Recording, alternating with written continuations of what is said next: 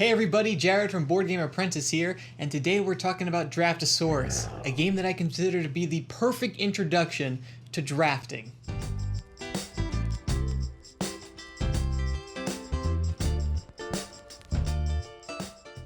So there's two reasons that I want to talk about Draftosaurus today. One is that it's a game that's near and dear to my heart. You see, when I think back on the last year and try to trace what was the catalyst that got me into board gaming, it goes back to Draftosaurus. You see, last year my buddies and I, we went to a convention in Hartford, Connecticut that was appropriately called Connecticon. We've been going there for the last 10 years and it is an awesome convention. If you're in that Northeast area, definitely try to check it out. We love it. And it was 11 or 12 o'clock at night on the first day, and the two main convention halls are closed, and so we were looking for something to do. They have a couple auxiliary rooms that have movies showing, some with role-playing games, and one room was an open game room. And I remember walking into that room and honestly, it's pretty intimidating. See, at that point in the night, most folks are deep into their 6 to 8 hour long epics, and we come in as a couple of people who have no idea what to ask for, what we're looking for. And I really give a lot of credit to an event volunteer there who was willing to teach my friends a couple of beginner-friendly games. And I remember they made 3 suggestions. One was Wingspan, 2 was Unmatched, and the third, as you can probably guess from the subject of this video, was Draftosaurus. I've come to play all 3 of those games at this point and I've learned that any 3 of those would have been excellent suggestions, but I am really glad that they picked Draftosaurus. It really charmed my entire group and I really credit it to being the reason that I decided to look more into games. And the second reason is that Draftosaurus is an excellent introduction to a mechanic that you can probably guess by the title of the game, drafting. And now drafting is a mechanic that's used in many board games, both from simple to advanced. And I think that having a simple understanding of that mechanic is a nice frame of reference, and I think that Draftosaurus really provides that. Kind of in a broad scope, drafting is the idea that you have some kind of shared pool or resource, either that's public information or private, and that you're taking that, and then you're going around in turn to take another one of those resources. There's open drafting, in which that whole pool of resources is available to everybody and that knowledge is open. And there's also closed drafting that Draftosaurus uses. You see, in Draftosaurus, you're going to have 6 dinosaurs in your hand, or maybe more depending on the amount of players, and selecting those and placing them on your player board, and then circulating them around the rest of the players. And so that general idea of drafting is really applicable. And I've played this with a lot of folks, and I'm able to use this as a touchstone in more complex games. And I think it's useful to have some of those types of games in your collection to help build those steps into more complex games. That's not to say I don't think Draftosaurus doesn't stand up on its own and is an excellent game I'm always happy to pull out, but I think it also serves a secondary purpose if you want to try to get folks that feel more comfortable with advanced games. So let me talk a little bit about what Draftosaurus as a game is.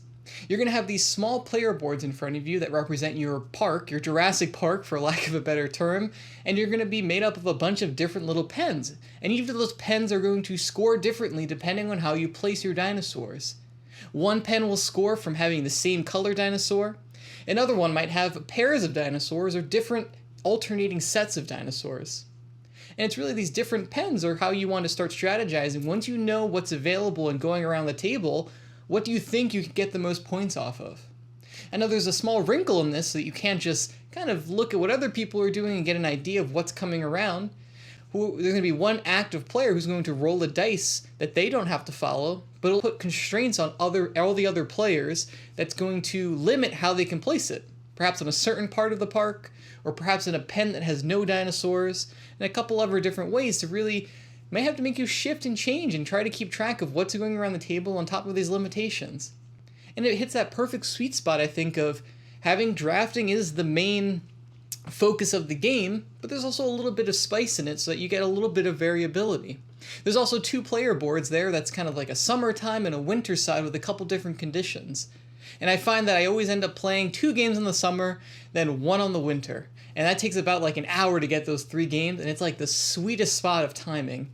And I find that the short play time is much less intimidating to folks who maybe aren't ready for an hour to a 2+ hour experience.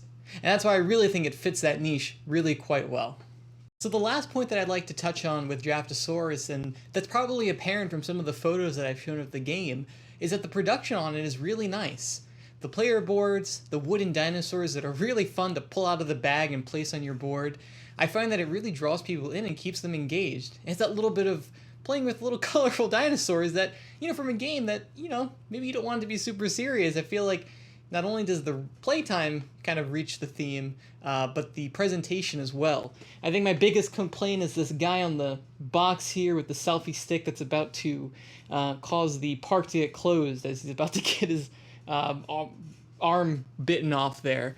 But aside from that box, that I always get someone to comment on how that guy's about to die. That's usually the worst of the presentation that I get complaints from. But what if you're not a big dinosaur nerd, or maybe what I described to you does not sound like your vibe? I think there's two other games that are really nice introduction to drafting and also good introduction to board games in general that I've both played and enjoyed a lot. One is Sushi Go, which is kind of a card drafting game that, while I do like the presentation and having the wooden pieces and the board, Sushi Go is a purely card game. It's a little bit more portable and a little bit less to set up and place around.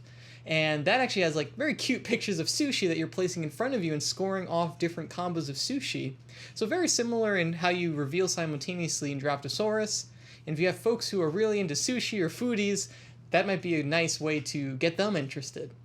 Another game that might be just a half step above Draftosaurus is a game called Seven Wonders, which I really love. And that uses the closed drafting system that this uses. It has a couple more steps to it because you have resources and you have science cards and you have war cards and you're trying to build your world wonders. So there's a little bit more to it and maybe a little more intimidating, and it looks a little more intimidating than Draftosaurus. But if you have folks who are interested in history and might be drawn into that, I think that's a great way to introduce them to it. There's also another game called Seven Wonders Architects that uses open drafting where you can actually see the cards that you're grabbing. So that's another way to kind of introduce people to that mechanic. But I want to know, what is your go-to introduction for drafting, or what's your favorite drafting game? Drafting has become one of my favorite mechanics, and I find that trying to strategize and think of what people are going to take from you as you pass it around is really fun, and kind of analyzing what they're doing. I find it a really engaging and fun mechanic. So I'd love to hear, how do you introduce people to drafting, and what's your favorite game that utilizes it, advanced or otherwise? So there are my thoughts on Draftosaurus, a game that I really thank for getting me into the hobby and has helped introduce board gaming to a lot of people and a lot of my friends. So I hope you enjoy it, and if you check it out, let me know. I'll see you next time.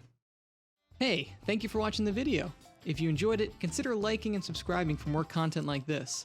I also have a Twitter and Instagram that I post some daily thoughts and random games that I play, and I'd love to hear from you.